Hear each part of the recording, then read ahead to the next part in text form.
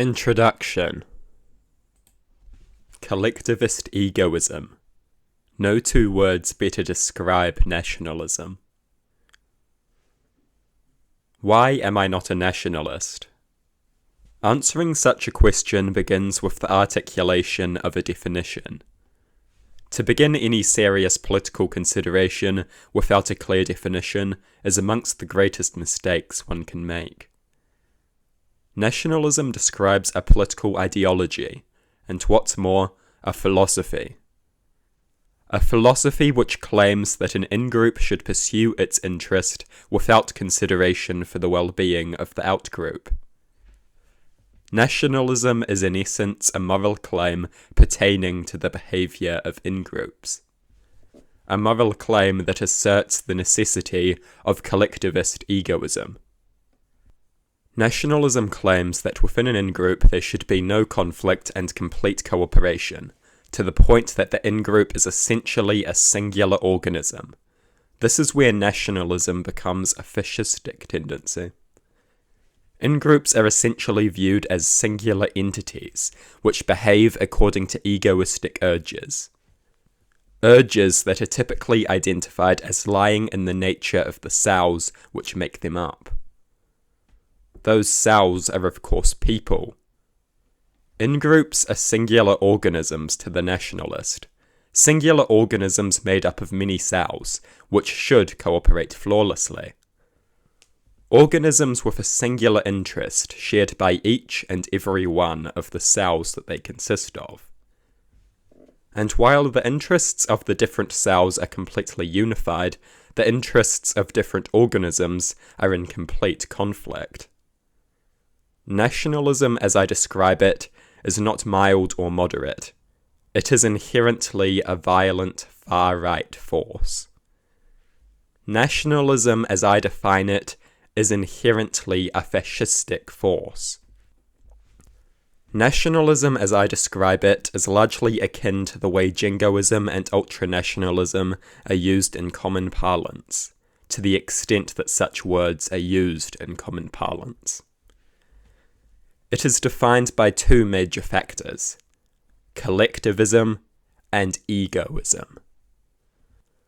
This may at first seem like an absurd pairing, but it is the core component of nationalism. Nationalism is in essence collectivist egoism. In-groups are regarded as akin to singular organisms. They consist of many cells which must cooperate and have a single uniting interest and greater purpose. Individuals only matter insofar as they are part of something bigger, insofar as they are the functioning cells of the organism. The individual only has value insofar as they are a functioning cell in the organism that is the state.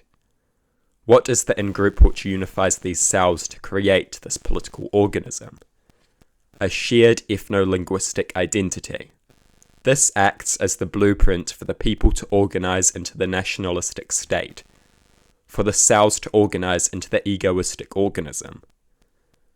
This is nationalism as I define it, and it is this conception of nationalism which is being invoked when I speak of nationalism here. I will now explain why nationalism as defined here not only lacks my support, but deserves my opposition, and yours also. Part 1. Moral Incoherence. Why are you not a ruthless capitalist? Nothing induces trembling in the nationalist quite like this simple question. Perhaps the greatest flaw of nationalism is the incoherent moral claim that lies at its heart. The arbitrary embrace of egoism. The inconsistent support of selfishness. The utter absurdity of its collectivist egoism. Nationalism has two major ethical claims at its heart. These claims are the foundation of the collectivist egoism that characterizes nationalism. Let us begin with Claim 1. Claim 1. Amoral selfishness within the in-group is utterly unacceptable. The in-group must behave like a singular organism. Cooperation must be absolute. Internal conflict must be non-existent. Any justified internal conflict must be filtered through a narrative which frames one party as in fact being antithetical to the interest of the ethno-linguistic group. Internal conflict amounts to treason on the part of one of the parties. If neither side can reasonably lay claim to serving the in-group, both sides have committed treason. They have stoked conflict within the in-group. They have undermined its ability to act as a singular organism. They have committed a crime against the in-group by depriving it of the ability to engage in group versus group competition to the best of its ability. Nationalism considers selfish interaction within the in-group to be utterly detestable. This is one of the two major ethical claims of nationalism and its collectivist egoism. This claim is central to the collectivist part of collectivist egoism. Claim 2 differs significantly. Claim 2. Interaction with the outgroup must be defined by extreme amoral selfishness and brutal competition. Extreme selfishness when interacting with the outgroup is an absolute obligation. Anything less amounts to treason. There is no brutality which would not be justified towards the outgroup, so long as it is an effective means of increasing the in-group's power. The suffering of members of the outgroup does not matter. They get no moral consideration whatsoever. All that matters is pursuing the interests of the in-group with not a hint of moral consideration. Utter amorality is the ethical principle which drives nationalist engagement with the outgroup. The outgroup is to be given no moral consideration. Interactions between groups are to be governed by brutal selfishness and brutal selfishness alone. The in-group should pursue its interests without care for the well-being of the out-group.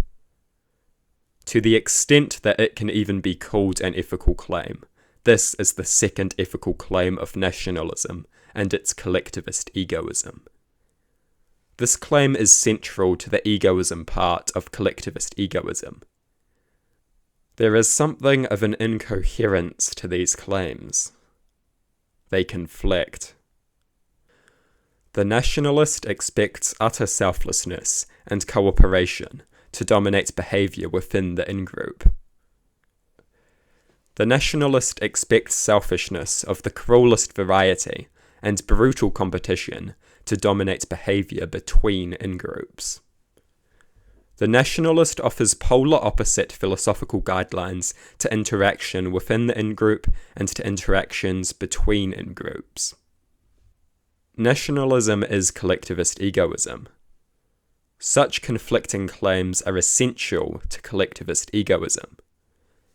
The nationalist has drawn an arbitrary line for acceptable selfishness. On one side of that unjustified line, extreme egoism is regarded as immensely desirable, an utter necessity. On the other side, it is regarded as a terrible crime against the in-group. On one side of the line there is absolute cooperation.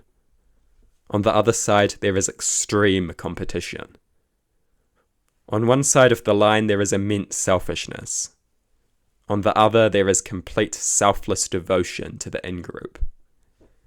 Nationalism has established an unjustified border between polar opposite ethical claims. Nationalism has committed an inconsistency. This is incoherence. This is inconsistency.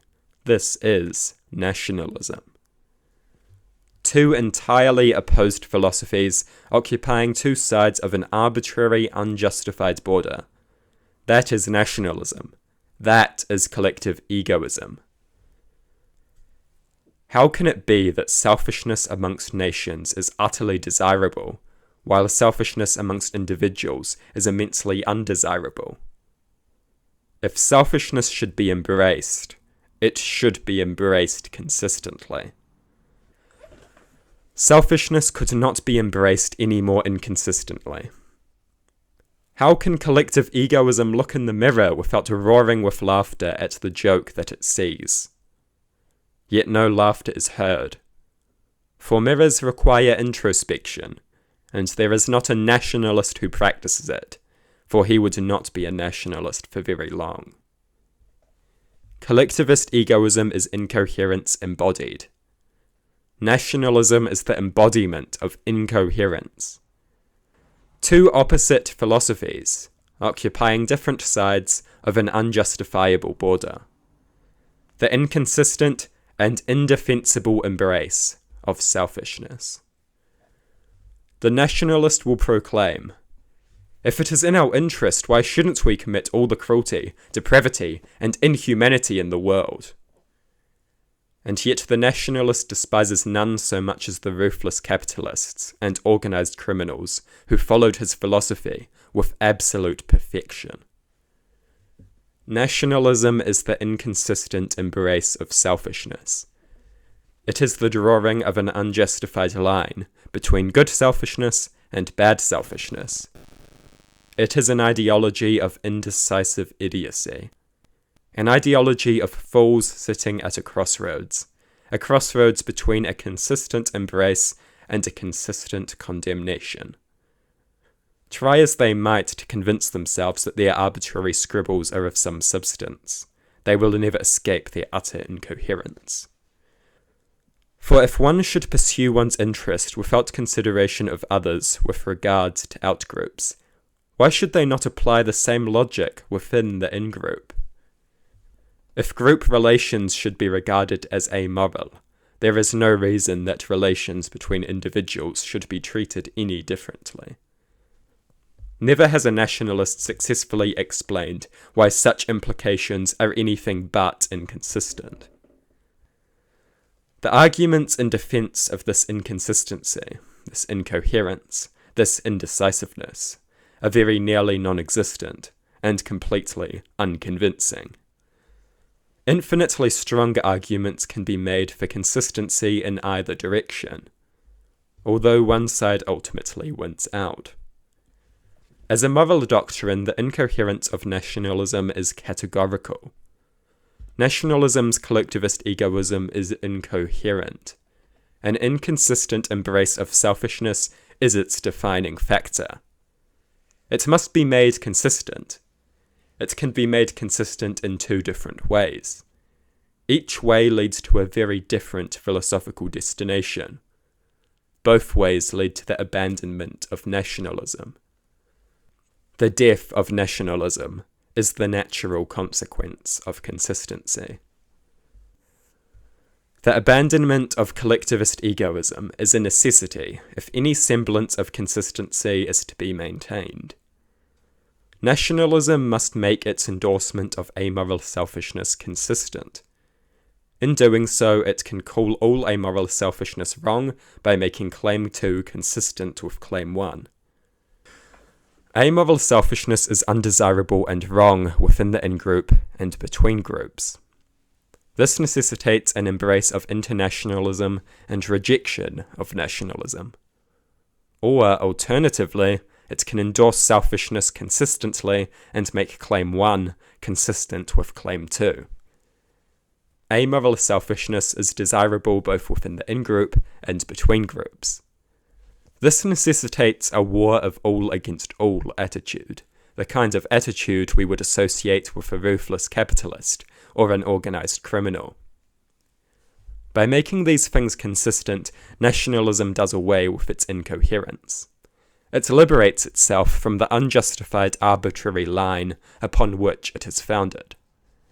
It ceases to be nationalism. It has discarded one of its two defining ethical claims. It has discarded the obsession with cooperation and selflessness within the in-group. It has discarded the obsession with competition and selfishness between groups. Without these claims, without these obsessions, it is not nationalism. Its character has changed fundamentally. It has become either internationalism, a consistent condemnation of amoral selfishness, or ruthless amoral pragmatism, a consistent embrace of amoral selfishness. It all depends which claim is made consistent with which. In what direction should the ethical claims of nationalism be made consistent? Should amoral selfishness be condemned consistently? Should amoral selfishness be embraced consistently? That is the question I wish to ponder. Regardless of what path is chosen, one thing is certain. Nationalism dies. Nationalism is not compatible with consistency because consistency requires the elimination of one of the ethical claims that it is founded on. But in what way should nationalism die? Let us undertake a brief rational consideration. One consistency justifies one's own brutalization, while the other does not. Because when one endorses and justifies brutal amoral selfishness, they do not get to do so simply for themselves. By its very nature, such ethical justifications possess a universality. What actions one endorses and justifies with regards to oneself, one endorses and justifies with regards to a great many others. To justify and endorse your own selfishness is to justify and endorse the selfishness of another. It is to establish a very dangerous precedent.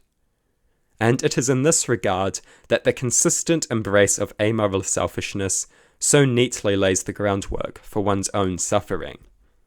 It is certainly not a rational justification. It is certainly not a rational precedent to be establishing. What is irrational if not the justification of widespread selfish amorality? One form of consistency justifies one's own brutalization. The other does not. This is by no means the end of irrational consideration, but it is a hefty blow to the advocates of a consistent amoral selfishness. One proudly proclaims the amoral attitude. If it is in my interest, who cares if it is cruel or depraved? If one finds oneself a brutalized slave, one ought to admire the master, for the master followed their philosophy flawlessly. When one justifies amoral selfishness, one justifies their own enslavement. One justifies one's own suffering. And what embodies irrationality, if not that? If one's loved ones find themselves in the lair of the sadist, will the amoral attitude prevail? For as long as his joy is great, there is nothing the sadist could do that would be even slightly condemnable. By what right does one judge the practitioners of one's own philosophy? Proudly endorse amoral selfishness and own the grotesque consequences of your endorsement. And what senseless pride the amoral man has! Did he forget that the greatest practitioners of his noble philosophy are a collection of rapists and torturers? Such things are the embodiment of this wretched philosophy in practice. Such things are not condemnable simply because the irrational dogmatic cancer that is common moral sense labelled them as such. They are condemnable for far greater reasons. Let the consideration continue. Part 2. The violation of irrational morality. In truth, there are two gods. They call one pain, and the other pleasure. Nationalism is incoherent. It sits at a crossroads, indecisive and unsure whether to embrace or reject selfishness completely. Out of its indecisiveness comes an arbitrary and unjustified line, a line messily scribbled at the border of one of many in-groups. Nationalism is an ideology founded on the inconsistent embrace of selfishness. Consistency and nationalism are not compatible. If consistency is to be obtained, nationalism must perish. But how should consistency arise? Should ethical claim 1 be made consistent with ethical claim 2, or should ethical claim 2 be made consistent with ethical claim 1? Should selfishness be consistently embraced, or consistently rejected? That is the question. Should the search for consistency lead one towards an ethical internationalism, or the kind of ruthless amoral approach associated with cutthroat capitalists and organized criminals? Rational morality provides the answer. It is imperative that consistency be pursued in one direction and one direction alone. Morality must be rational. Where would a valid moral claim come from, if not from rationality? Why should anyone be moral if being moral is not rational? That there can be highly rational systems of morality is indisputable. Systems with a claim to rational superiority over their fellow moral systems. Systems which can lay claim to righteous, rational supremacy. It is one such system that I wish to offer today. Both as an idea relevant to the direction in which consistency ought to arise, and as its own crushing blow against the rationally detestable philosophy commonly called nationalism. Let the morality of rational considerations shatter nationalist idiocy. Let reason slaughter the cancer that is nationalism. The rational actor considers the basis of reason, first and foremost. The basis of reason is pain and pleasure. It is these forces which give everything else its meaning. They are the ultimate axioms, the inescapable forces. Pain and pleasure define the sentient experience. They are the two sovereign masters, as Jeremy Bentham famously proclaimed. They are the inherent good and the inherent evil. Their power is so great that it is beyond the grasp of description. But the power of these forces need not be described, for there is not a sentient being that does not utterly understand it. There is no evil purer than pain, and there is no good purer than pleasure. While such dynamics are not without nuance, complexity, and a diversity of forms, the basic reality is as undeniable as it is indescribable. Pain and pleasure are the basis of reason. Some claim to reject the basis of reason, and they can reject it philosophically, but they can never reject it outright. They will feel pain and despise it. They will feel pleasure and desire it. Such is the fate of the sentient being. Such is the blessing and the curse of sentience. The consideration of the basis of reason is at the heart of rationality. The rational actor considers their capacity for suffering. When the rational actor considers their capacity for suffering, what emerges? Rational obligations and imperatives regarding the treatment of others. Following from the consideration of one's capacity for suffering, what is irrational if not? The undermining of respect for sentience, the corrosion of empathy and compassion, the normalization of cruelty and brutality, the ushering in of a cruel and brutal society. If these are not egregious irrationalities, one struggles to imagine what is. Alternatively, following from the consideration of one's capacity for suffering, what is irrational if not? The promotion of respect for sentience, the propagation of empathy and compassion, the normalization of kindness and compassion, the ushering in of a kind and compassionate society. If these are not rational imperatives, one struggles to imagine what is. This is the morality of rational considerations. The rational moral system to cast righteous light on the dark wasteland of the amoral world. The rational consideration of one's capacity for suffering inevitably leads to the emergence of various rational moral considerations. A rational moral system is born, and with it an entourage of irrational moral claims, imperatives, and obligations.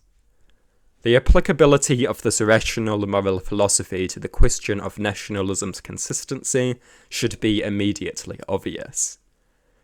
To consistently embrace amoral selfishness would be to engage in an egregious violation of irrational morality. Amoral selfishness is completely antithetical to virtually every core consideration of irrational morality.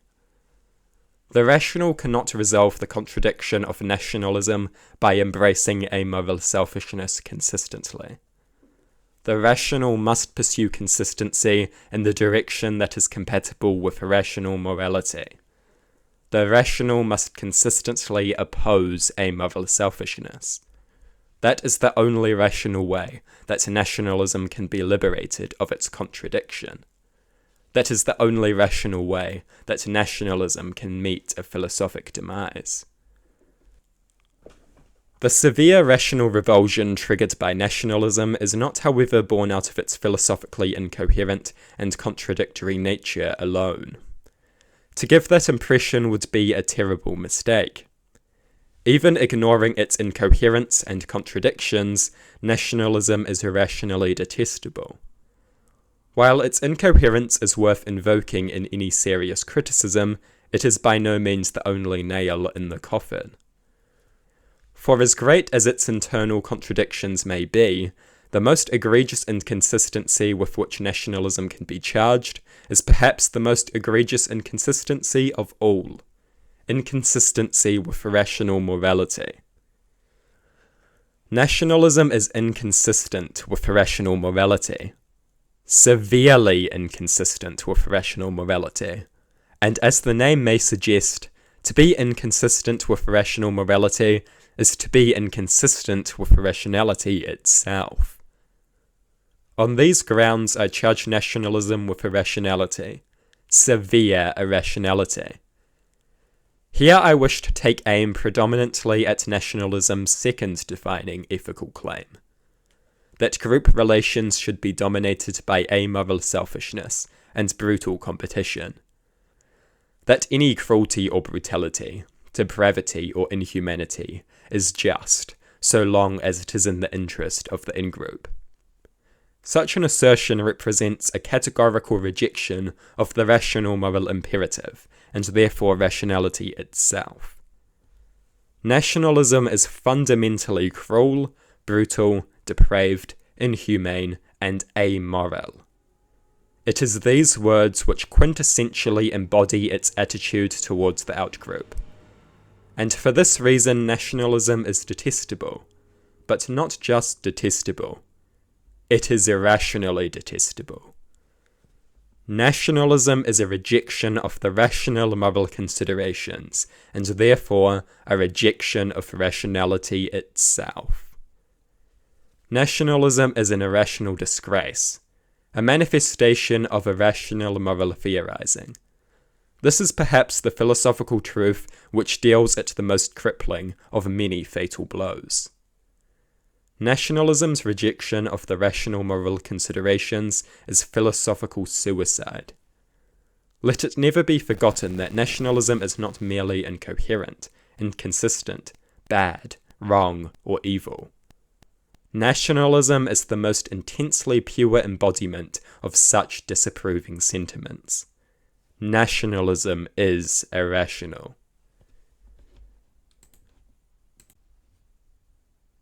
Part 3. Irrational Arguments. It is the prerogative of those who have no arguments pertaining to the desirability of their ideas to instead allege that their manifestation and embrace are an inevitability that is coded into reality itself. Sometimes a complete lack of convincing arguments for an idea is almost as strong an indictment as a plethora of strong arguments against an idea. Almost. Hence the prioritization of arguments against nationalism here. One must lead with arguments against an idea. Then one must demonstrate the utter idiocy of arguments for the idea, once one has finished hacking it to pieces. Such a demonstration amounts to piling dirt on the grave, but why shouldn't an irrational monstrosity be condemned to lie an additional foot under?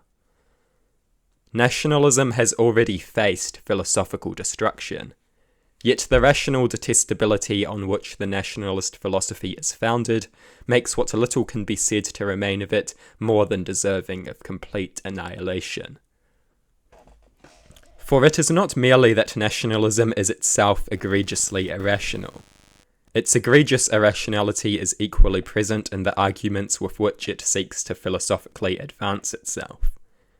And if their irrationality is of an equal severity, there is no reason that they should not meet the same fate as the master they serve.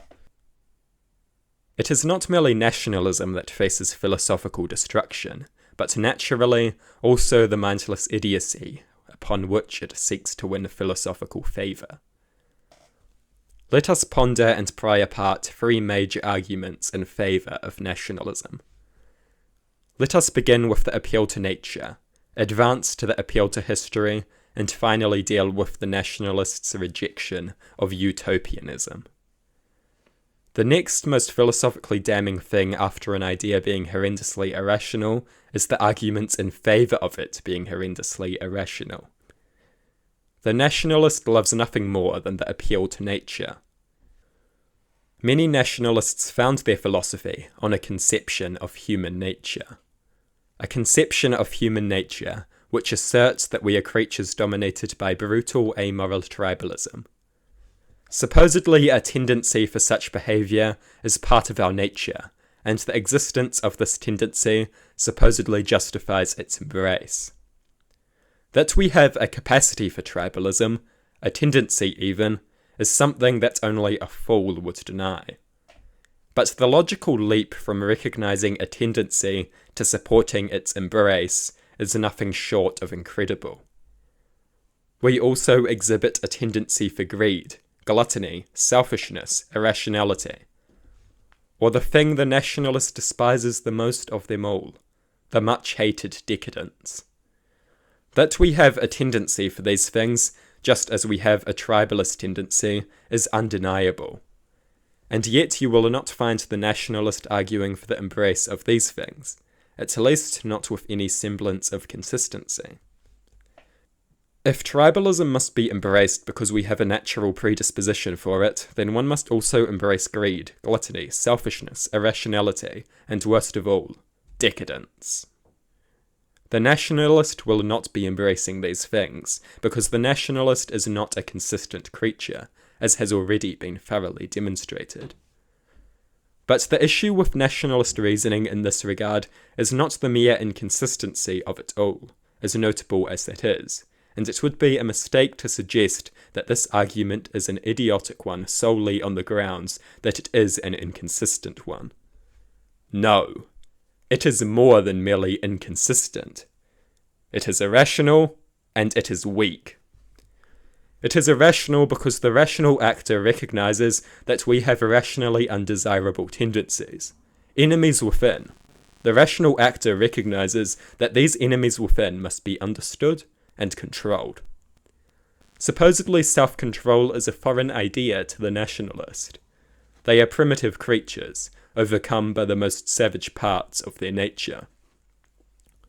We must learn to control rationally undesirable components of our nature. Greed, selfishness, tribalism, irrationality. We must control these things. Only the weak are dominated by the worst aspects of human nature. The strong bring the undesirable elements of their nature to heel. The nationalist is a pathetic weak creature who desires nothing more than enslavement to the worst parts of its nature. Just as they eagerly enslave themselves to dictators, they enslave themselves to conceptions of their own nature.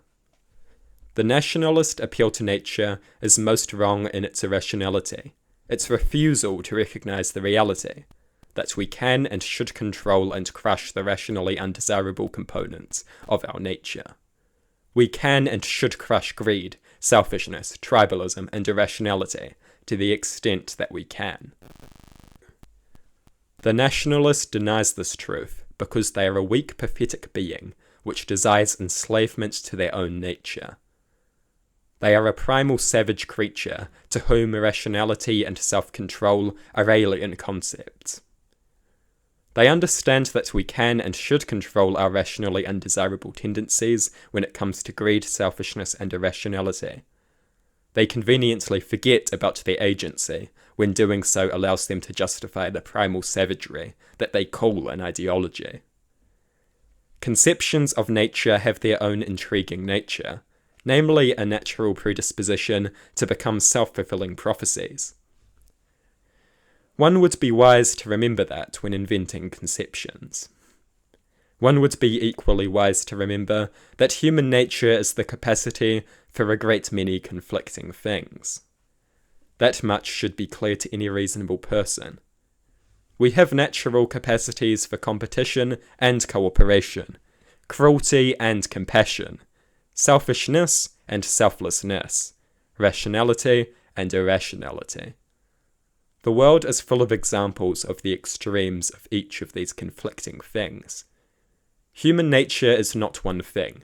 It is the capacity for a great many conflicting things. Our rationality allows us to determine what capacities we ought to eagerly embrace and what capacities we ought to crush and control. Tribalism can be and should be subject to control, just as greed, selfishness, and irrationality ought to be. We can and should keep our rationally undesirable capacities and tendencies in check. We are not slaves to the rationally undesirable components of our nature, regardless of how much the primal, devoid of agency savages, often called nationalists, would like it if we were. The will of the nationalist is time and time again the will to be a slave.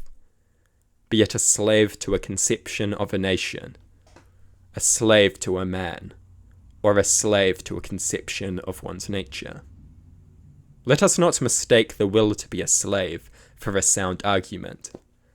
Let us regard it as the pathetic display of servility, weakness, and irrationality that it is. Human nature is the capacity for conflicting things. This reality is constantly on display. There is no single nature. There is no default. We have to make choices. It is just a matter of whether or not these choices will be rational ones, or the materialization of an irrational will to be the slave of our most rationally detestable capacities. The only thing the nationalist desires more than to be a slave to the worst elements of their nature is to be a slave to history. A creature doomed to repeat the same blood-soaked scat for time immemorial. The appeal to history, the appeal to tradition, the mindless idea that this is what we do, so this is what we should do. We do this, we should do this. This is the appeal to history. An idea which, if followed consistently, would have us condemned to an animalistic primal lifestyle. A lifestyle characterized by a handful of words, each of them a variant of the word suffering. If there is one will that we should be grateful for, it is the will to go beyond tradition. The will to stray beyond the known and into new territory. The will to create something greater than what has been. The will to advance. The will to go beyond tradition is an intensely rational one. We have it to thank for thousands of years of technological, scientific, philosophical, and political advancements. We have it to thank for the fact that we are not condemned to wallow in a state of constant terror and misery. The nationalist rejects this will. It is the idiotic reasoning of the nationalist which has stood in the path of every advance beyond tradition. The cancerous notion that this is what we do, so this is what we should do. We have done tribalism in the past, so we should continue to do it. The logic is blatantly circular. The justification is the act itself, and such poor logic. If one wishes to fight for one's own enslavement, can one not at least do it with a little more valour? Surely the desire to be the slave of tradition can manifest in a manner that is not so blatantly absurd. Yet sometimes absurdity cannot be shrugged off by any degree of eagerness for enslavement. The nationalist appeal to history is contrary to every advancement which we enjoy today. We are not the slaves of history. We are not the slaves of tradition. We can progress beyond our past mistakes. And if we have even an iota of rationality, we will do just that. We can move beyond tradition, and when doing so is rational, we should. Just because we do something doesn't mean we should do something. That rational truth is the basis upon which every advancement we enjoy today is founded. Nationalist thinking wishes to usurp this rational truth and to replace it with a dogmatic, irrational devotion to tradition. A philosophy of societal stagnation, utter irrationality, and immense suffering. Let these pathetic delusions be crushed by rationality. A priority of the nationalist is the philosophical annihilation of internationalism. Internationalism is the antithesis of nationalism. It is the idea that moral consideration should extend beyond borders. It is the idea that moral consideration does not stop at the in-group. It is the idea that all the peoples ought to be given moral consideration. It is the ultimate enemy of the collectivist egoism, the amoral group selfishness, which defines nationalism. If internationalism can be defeated, nationalism foolishly assumes that it must be worthy of embrace. Even if internationalism was defeated, nationalism would remain an inferior option. The third choice, the consistent embrace of amoral selfishness, would be second in line to a claim of rational superiority out of the three.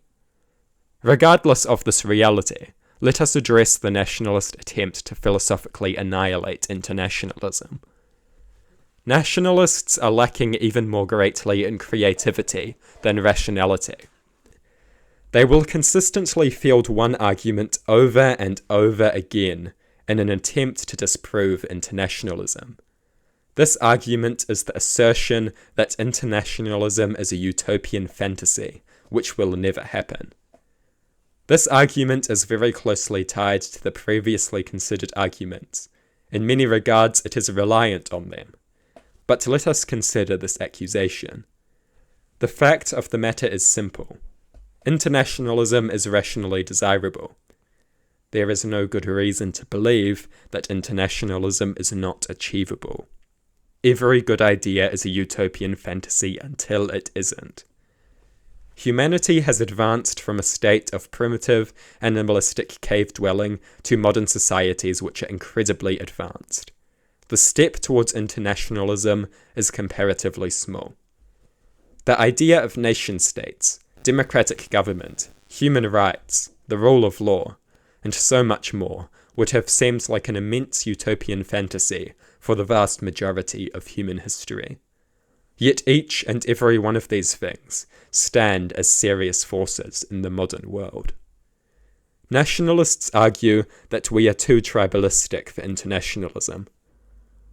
For all of history, people could have pointed out our irrational, disorganized, and violent nature as evidence of the impossibility of advances that lay ahead.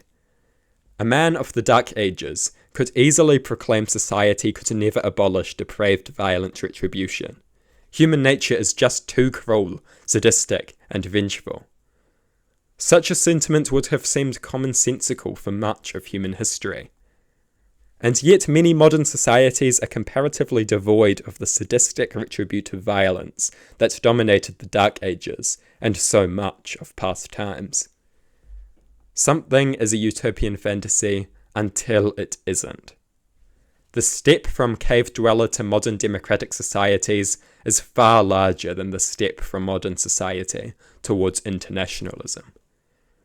We enjoy many great advancements today because people ignored mindless intuitionism and pursued the rationally desirable, even when it was hard, even when it seemed so far from reach. This argument is indicative of the fact that nationalists lack any coherent arguments pertaining to the undesirability of internationalism. For this reason, they are reliant on low-quality arguments asserting its impossibility. If you do not have a good argument for why we shouldn't do something, just come up with an incoherent argument about how we can't do it. That is the nationalist strategy. The utopian fantasy narrative is a self-fulfilling prophecy. Such a thing becomes an impossibility first and foremost when it is regarded as such. Only an idiot would pretend that an internationalist world is an easy achievement, but equally idiotic is the assertion that such a thing is impossible, for there is no good reason to believe that it is. The greatest hindrance to internationalism is not that it is impossible, but instead the idea that it is. Internationalism is desirable. There is not one good reason to believe that it is an impossibility, and many a good reason to believe that it is not only possible, but perfectly achievable. Every idea is a utopian fantasy until it isn't. If the idea that all that has not yet been done is an impossibility was embraced consistently, we would be relegated to a primal animalistic cave-dwelling existence, characterized by misery, and misery alone. This desperate attempt to reject desirable progress is not merely an irrationality, it is irrationality exemplified. The arguments fielded to advance nationalism are pathetic idiocy and detestable irrationality at its most pure. It is only natural that an ideology defined by inconsistency, incoherence, and irrationality seek to advance itself with arguments equally saturated in immense idiocy. Nationalism may be one of the few ideologies which is frequently advanced by arguments which somehow manage to make it seem even less convincing. But pure idiocy can be expected to field pure idiocy. The irrationality runs deep. An intellectual decay infects everything that nationalism touches. Each argument for nationalism is merely a reflection of idiocy, pure and refined.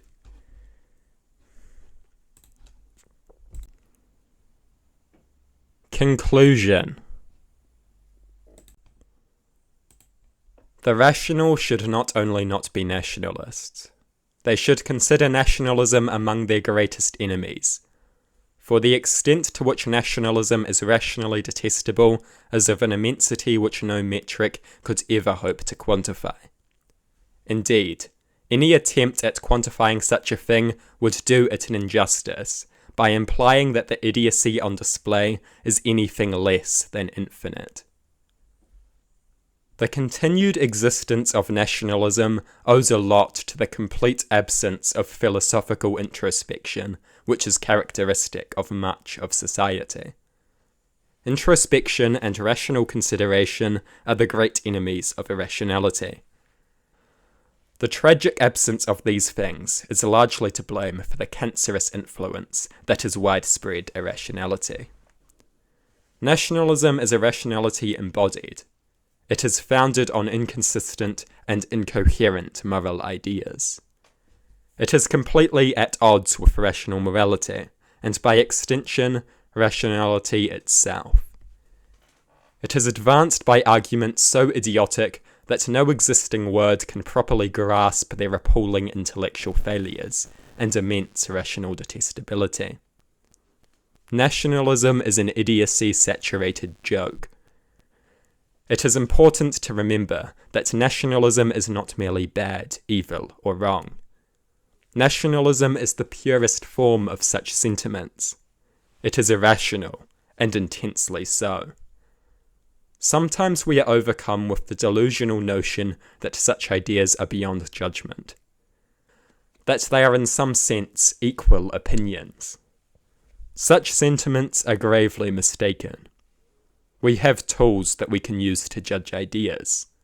These tools are concepts such as rationality, usefulness, and desirability. Anyone who makes good use of these tools will come to understand that nationalism is not merely a different opinion. It is concentrated irrationality. It is pure idiocy. It is irrationally detestable. It is the enemy of the rational actor.